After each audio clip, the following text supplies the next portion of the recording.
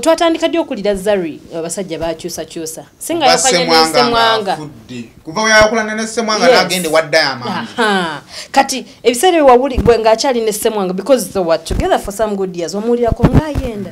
n'ateeka okubanga ayina ensonga lwaki avakoona ddakooli bwe muba musazeewo okugamba nti mwembi mubeere mu nsi engwira adapt embeera zaayo nono kubanonye Kampala yes nawe adapting embeera zeeri omwami bw'ova eno n'ogenda eri olina okuguma nti eri omukyala w'amaanyi okukola ki okusinga for survival adapt embeera zaayo naye bw'onooleeta culture y'ewaffe mugenda kukubagana era bw'ojjira mu mbeera nti nzize lwa ssente n'omukyalo yagenda kutreatinga bw'atyo kuva ddi omukazi alina ssente lwasobola okukkiriza omusajja amukwana nti tamwagalako lwa ssente gwe amwagalako mukwana engeri gy'omu approachinzeemu nawe laga principles zo laga nti oli mwami have your money yes it's your money kale kusema official nkwebaza okubanga ate ku mukutu poli subscribing okusokubanga tofuna videos ezifanaganako bweziti tusinzira mu Uganda okubeera nga tubaweereza yonna banafa aba Melrose Beddings basangibwa awo Kasubi ku bitaala kukikiira mu Chiplex level ey'okubiri genda yo babiri nga bakuguza buli kimu kalonda golowoozaako ow'ebyo byetaagisa mu kisenge bed cover tawelo amasuuka blanketi byonna byolowoozaako engato ze mwambalira mu gundi ezo ebigoye bye mwebikira nga muva okunaaba buli kimu kyolowoozaako eky'omu kisenge ojja kubanga okifuna kuva manaffe aba Melrose Beddings kale genda waawe Kasubi ku bitaala tutunda ekyemmanga ekiba ekigenda mu kikoni ku mukono gwo ogwa kkono ojja okulaba ekizimbe kya Christians Complex ojja okubanga ate obasanga ku nsonga ezo ate nga nagamba nti buli wowagira bannaffe abala Rosemary Beddings oba owagidde Madam Custodian omwana oyo azannya mu Aromatic Entertainment Zari yali n'omusajja yali ayambadde ekikooti kyali kiwanvu bwekiti ng'agambye okubanga yali wayanju ali mukwano mpya it's okay omukyalo oyo kimwagala kusiwagira bwenzi si bwenzi obwenzi kyeki ate sina bwenzi Zari kyali tumanyi obwenzi kwe nzi Simon jagadde abasajja babiri basatu omusajja asinga omu nembagata at the same time okay naye what Zari is doing is not bwenzi nga tweze mu bya bulijjo nga tugenze mu Bible nga tugenze mu kinga tutambudde butambuzi mu bya bulijjo ebyensi si bwenzi because bwayagala ono asooka mu droppinga n'alyoka akutana kati kitege era ekirala wakati mu mwaka gumu Zari atulaza abasajja basatu ate waliwo noono omulala gwe yakubanya ebifaananyi wakati mu mwaka awo oba omujjukira awo yabagambako nti mwami we lero because ffe tumulaba n'abantu mulekera be basajja basatu mu mwaka gumu tannaba bagamba nti oli mwami Shakib mwami mukyala Lutaaya ono gwaliko ne waliwo n'omulala eyali awo yali yambala obusuuti oba omujjukira yambala ku busuuti oyo I follow that omu talina labikira nnyo mu basajja bangi nnyo ayagala ono sina mwana wabwala mukyala mukulu si mwana wabwala lwakujjamu mbirizi naye ekireetera ekyo relationships zayonooneka Simon ate omwenkanonkano guno mulungi naye ate ludda mubi ekyokusatu okuva we twatandika okwekolera ffe nga ffe abakyala now we feel like we are men edda kyogamba nti nazzi kuno abakyala babeeranga ku muntu omu yali takola okitegeera kati nga bw'afuna omusajja we omusajja agenda muwa buli kimu ekisooka tebaakolanga make-up nti ali awo tebayambalanga nti ngoye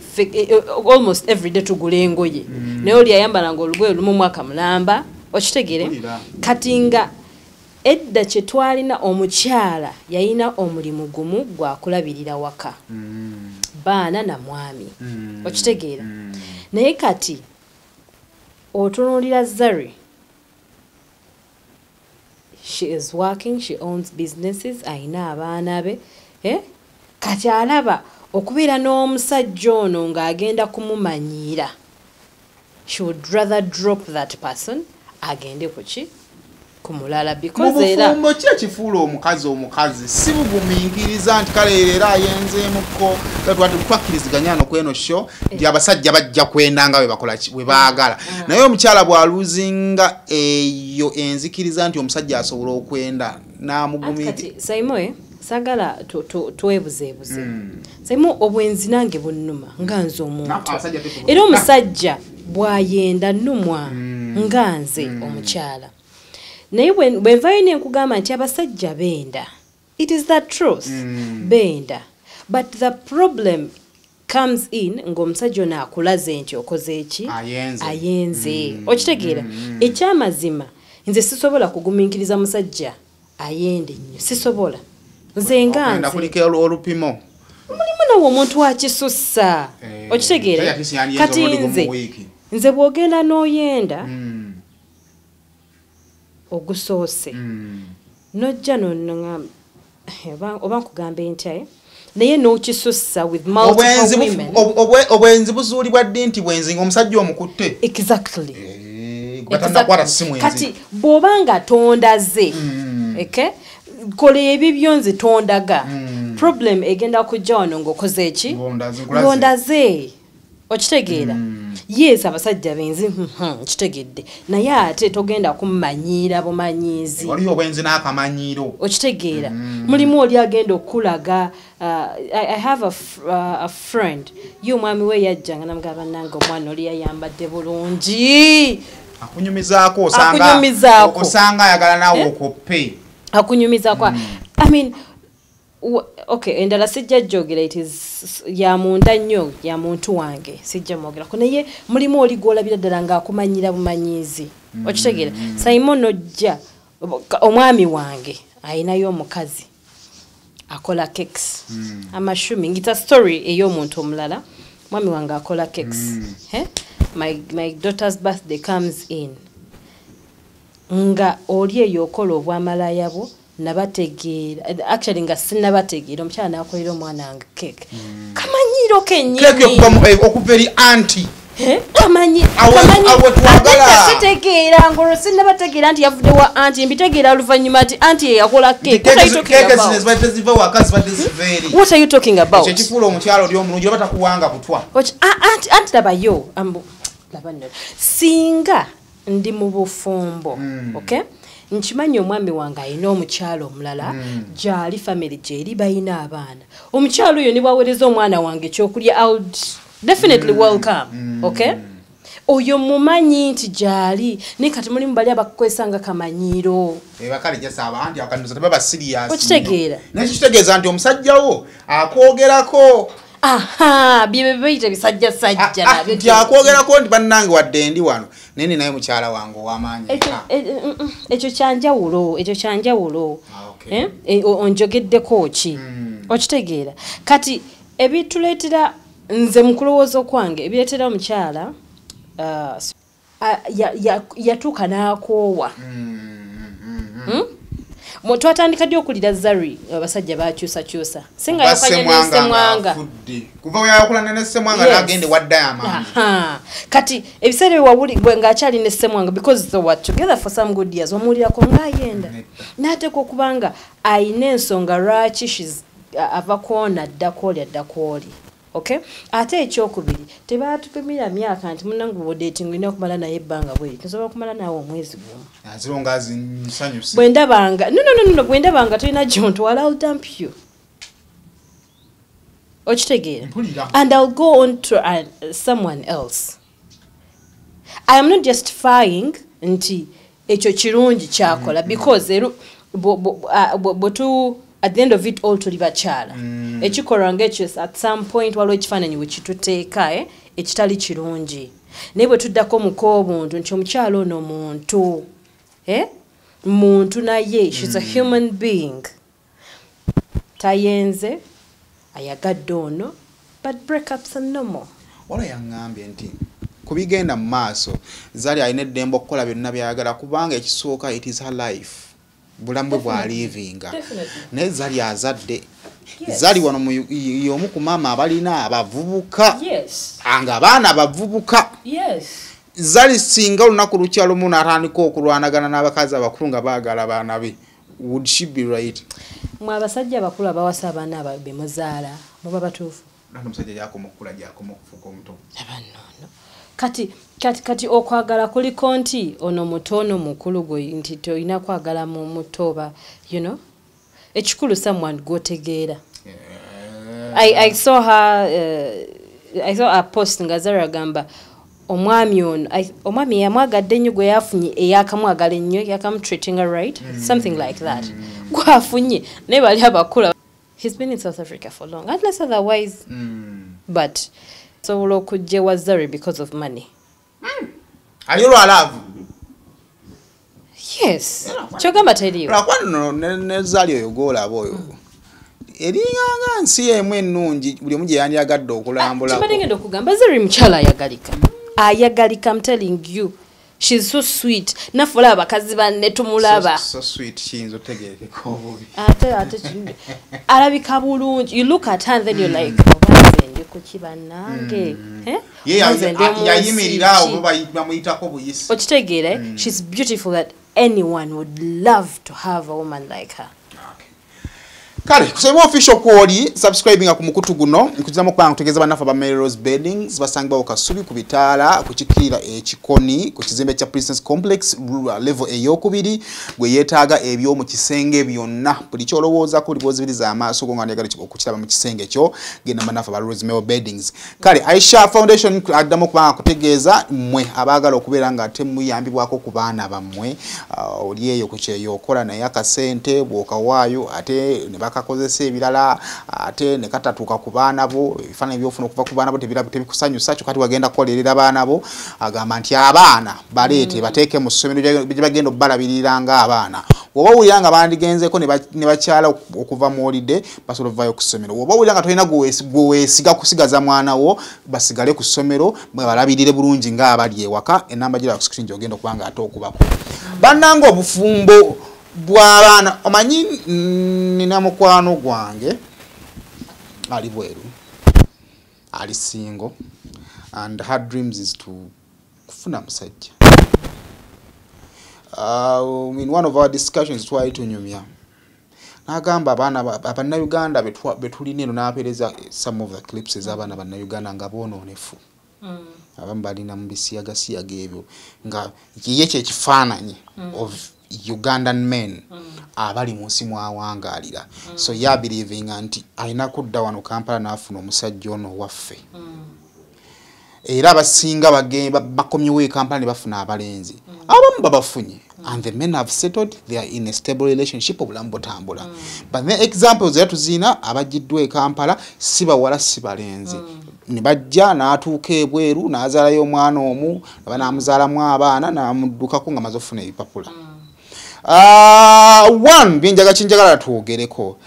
basically obufumbo nga busala kubanga kizibu muko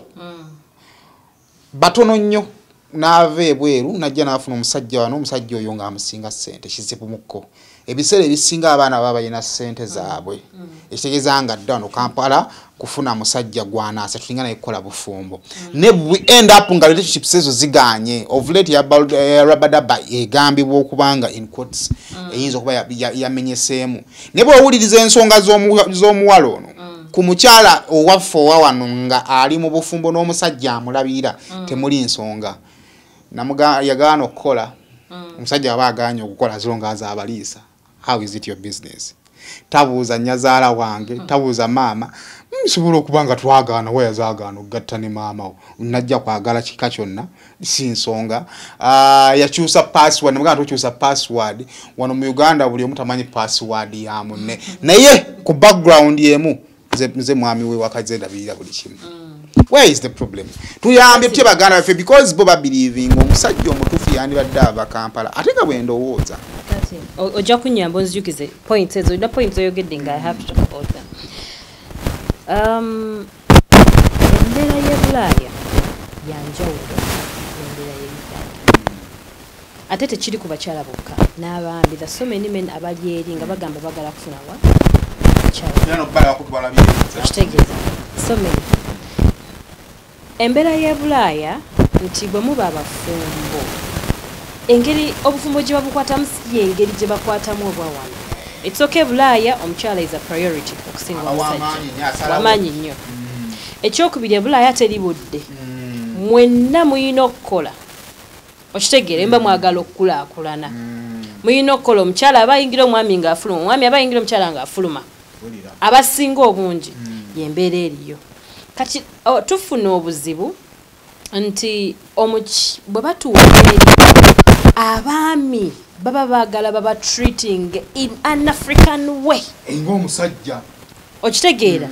which is true, which is right and okay. I think it is a fundamental right given.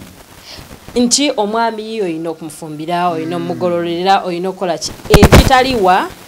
olw'embeera ebasala nze yayinza okuba yandikyagadde okugolera omukyala konkono nga yangamba nze ndi mukazi muganda ndi mubuulirire njagala n'engololera bba wange njagala mbeera okulwa mwami wange naye lwakuba nti akola kiri alina okukomawo neyeebaka agenda omumaliriza ng'alemereddwa si lwakuba tayagala. Kati kantandikire kweno side omukyalo ono oyogeza noyogera nti njagala essimu yagye gyemu password byebyeri nti laavu ye Bulaaya bali transparent byesibi ebyaffe wano Bulaaya nti account okugenda ssente yeetya Saimo bwe bajjeyo ssente Aisha alina okutegeera ate zikoze kino you understand yembeera eriwa. Kati kyokolaba ono bwe yayogedde mu audio eyo yagambye nti namugamba ajjemu password n'atakola ki namugamba totekamu password kiseza muntu andikwate yaliwo yatandika kugenda mu bugenzi later. Kati when it comes to our African men oyina okubulaga nti musajja ayina by'ayina okukola ki okwesigaliza asiba akikubiriza abaana abo buwala waki tova mu ssimu ya mwana musajja mwana wange aba ayina okukola ki obyesigaliza ebimu. You get and this is a lady aluddewa Bulaaya okitegeera. Kati wagenze noyogera mbu bwembanga mbalabirira ewaka kwaki onkako okukola no honey oli mukyamu omukazi yenna nga ayagala okulaakulana n'omwami we muyina okuteekawo embeera ye ateeka okuba nga yalaba ono obutakola bwe tebulina gye bubatwala ye bw'oba tokola ssente ozijjawa ekyo kyanjawulo era omukyalo oyo teyandiyombye bw'atyo but the fact that ayomba ekitegeeza ono talina kyateeka ku table. Mmwe mwenyinza nalabiko interviews ezimu nga bakola okukyalako oba kwanjula waabwe nga bakukola nga babuuza nnyo ono naye ono twamufumbidwa twamuwasiza lwa ssente omwana w'abaami n'abaakulira mu kikomera ffenna abaakulira mu nnyumba z'okumizibwa mu kisirikale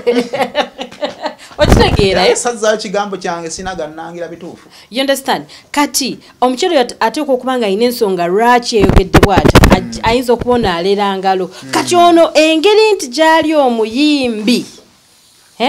ono omuyimbi yeeteekamu lulinze ndi serebu I am just ndowooza bulugere kisoboka okuba nga bw'atuuka eri agamba nze ndi sita sijja kgenda kukola sijja kunaza bakadde sijja okitegeera embeera eyo bw'eri. Kati omukyalo ono bw'oŋŋamba nti olw'okuba ono alina ssente mwana wa mwami tajja kukola ebyo tebikola okitegeera. Mukyalo olwedde alina abaana naalongo naawe takyali namwandu nawe nedda leka okitegeera. Kati bwe ntuna ku nsonga endala omwami ono alina amalala mangi ekyo olwedde akimanyi si nsonga obwo busongasonga mulimu omuntu alina amalala ng'agenda kuwa ekitiibwa but you cannot come out and like nze ndi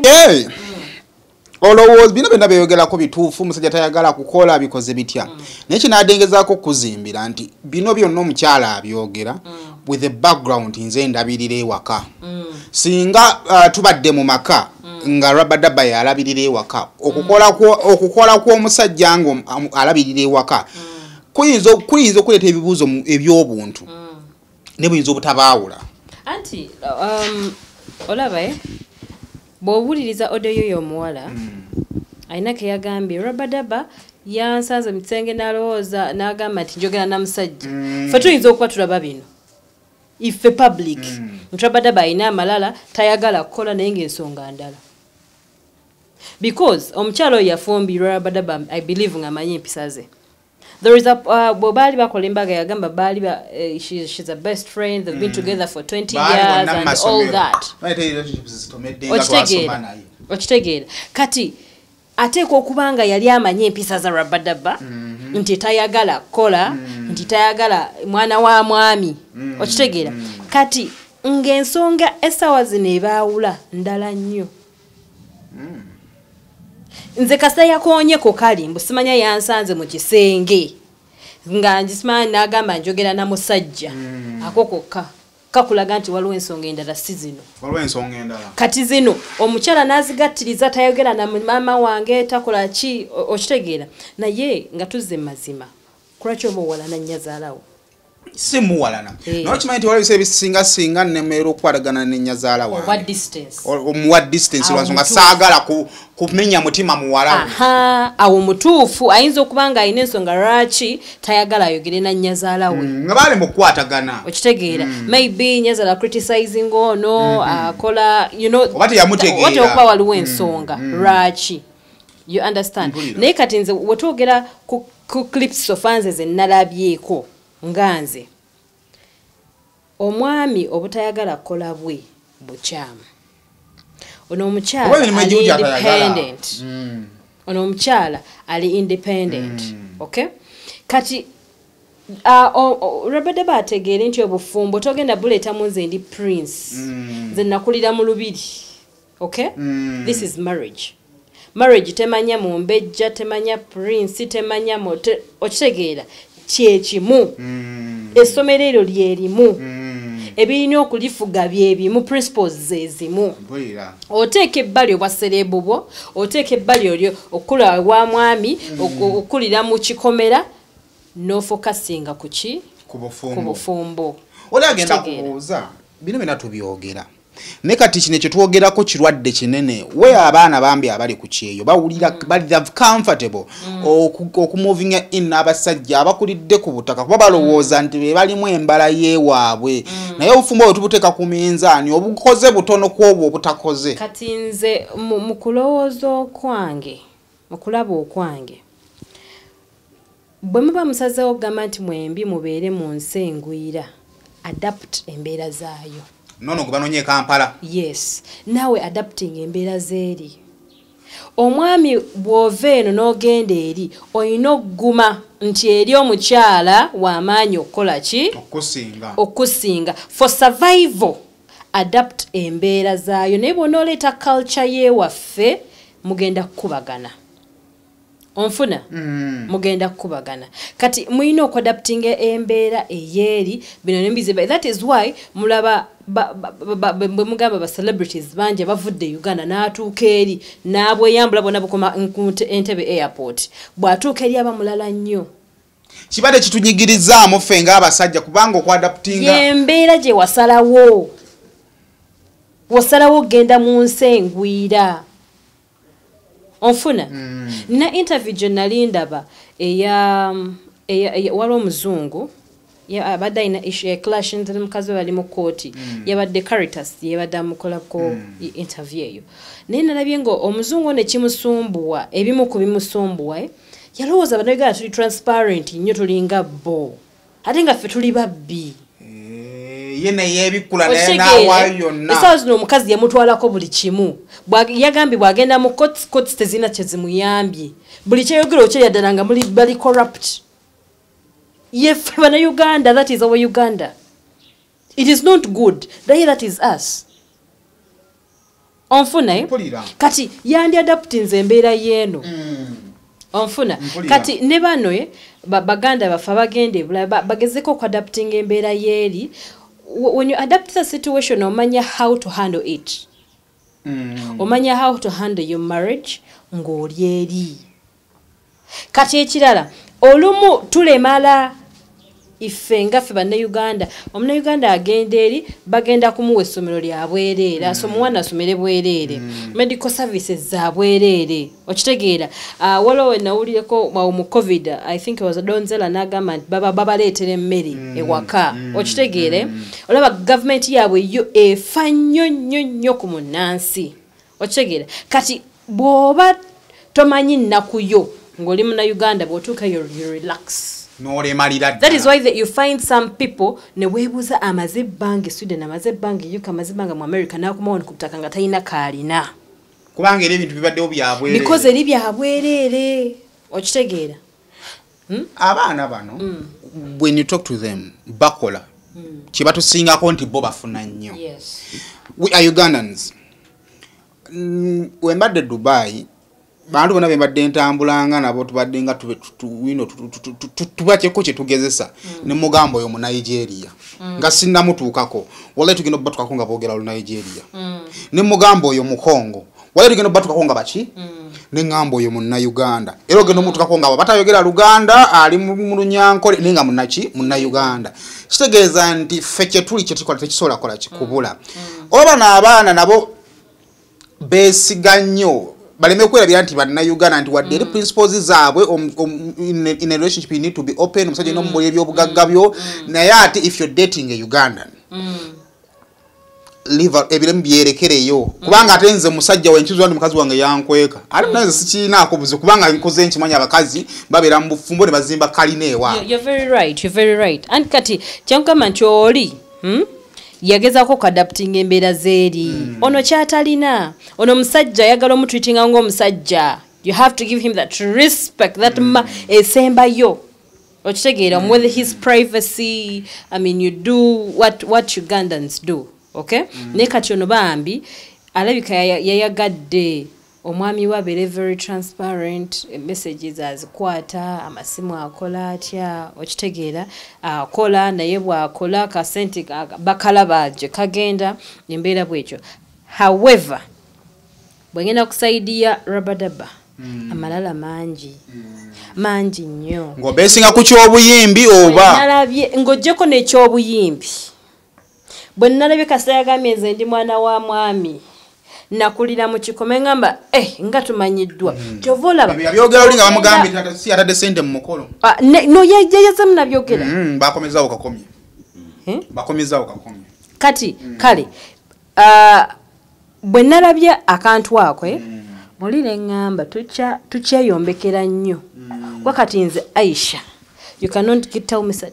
give me such a statement. One day sobola okujja wange n'okyogera sisobola kusigala naawe. Magezi ge tubatuwa abaana ab'obulenzi kubanga ekyamazima mu nsi muno ffenna tukira ku kino genda tukola ne munange sente zigaana n'olunnya sente ne zibula era omukyala amanya nti omwami wange agezezzaako okukola nga tonagenda ali ku levo yakufumbirwa nga ggwe omu nga Lawrence ne weeremerera obulamu ne bukulemerera ne bukuluma yawo omugongo ogwo gulina amaanyi g'ogalina n'ofuna omukazi ali ebweru n'akwagala ne mukkiriza ne mumuvinga in kati olina okuguma nti omukazi yakuwasa guma. How can we be in a relationship where omukazi alina sente nze sina naye nga nze musajja? Kisinziira omukwanyo otya era bw'ojjira mu mbeera nti nzize lwa sente n'omukyalo yagenda kutreatinga bwatyo. Kuva ddi omukazi alina sente lwasobola okukkiriza omusajja amukwana nti tamwagalako lwa sente gwe amwagalako mukwana? Engeri gy'omu approachinzeemu nawe laga principles zo laga nti oli mwami, have your money, yes it's your money, okay, but you have to give me the respect ngachi ng'omwami. Kisinzire ngije mu communicatingamu naye bw'ona olaga omukyalo ono ndi mukwano olina akasente kensinga okwagalamu naye nakutosinga ogusooka n'ogwokubiri n'ogwokusatu bwe bityo mugenda okubeera. It will always be like that. Kati tulina kumanya kye twagala. Can we be in a relationship where omusajja ali wansi w'omukazi n'ebeerawo n'ewangaala era n'amaka gasobola okuvaamu ekinyusi? Ebiseera ebisinga kizibu. Anti kizibu. By the way kizibu. Kulembera kulinzita. Era kyandibadde kirungi nnyo omusajja nabanga yasinga omukazi sente mu maka. Kyandibadde kirungi nnyo okujjako mulimu bali eri nga saimo mubadde mwenna mutandika mwenna muli ku level yemu ne mugamba nti kati katukole Mungu n'asaasira omukyala ye n'amuwanika okusooka gwe katuyoyo omukyala asobola okumanya nti mwami wange twatandika ffenna mmanyi enkola ye okitegeera naye bino ntyoze owasizza omukazi akusinga ssente mukwano ojjagenda kuzi photoshoot ofuuke eddole ofuuke eddami ofuuke ekisekererwa ate nga tolina kyogamba because akusinga ate kino kibagamba nti nedda obufumbo obwo okubeera beta omukyala abeereyo e Bungereza nze nsigale e Uganda ngendayo emyezi 2 ekyo nakyo kiri okke naye obuzibu obuliwo communication erina okuba nga y'amaanyi nnyo nga mugiteekamu amaanyi ekyokubiri mulina okuba nga mwesigaŋŋana nnyo bamaama bo baagala abeere n'omusajja we mu nnyumba ng'amulabako ate kyekizibu ate nabo baagala ba public figures tebakeera kumanya waki omukazi ayagala omusajja owo tova otuuka e Kampala n'olinnyeza ekibuga n'otuuka ekibuga mu gundi n'opaakinga awo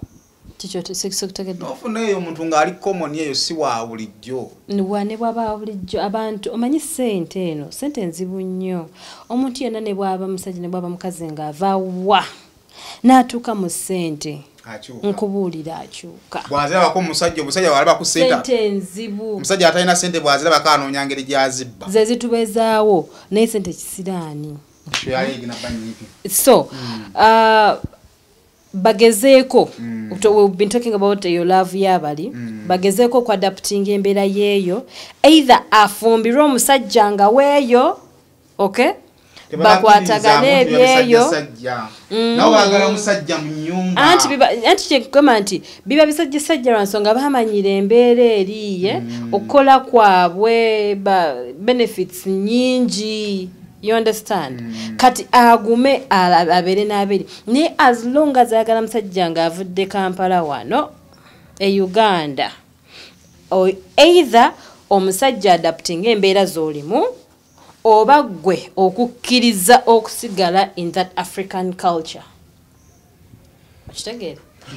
Kyekyo. Kati byebyo nno tunabyongerako some other time. Genda ku Rosemary Beddings befunire ebyomu kisenge byonna. Genda we Kasubi Princess Complex kuchikira mu Kikoni ogenda okubanga atobasanga ne Aisha Foundation guyetaga okubanga atoyambirwako ku mwana naddala mmwe ng'abaana bo balina naye ababalabira tebabalabirira bulungi wetaaga basome wetaaga abantu nga balinganga ewaka ly'essomero lyetwaleese abaana basoma ate nga balinga abali ewaka. Kakwire ku namba ey'essimu ate tuberenga ate tubuuliziganya tovaawo.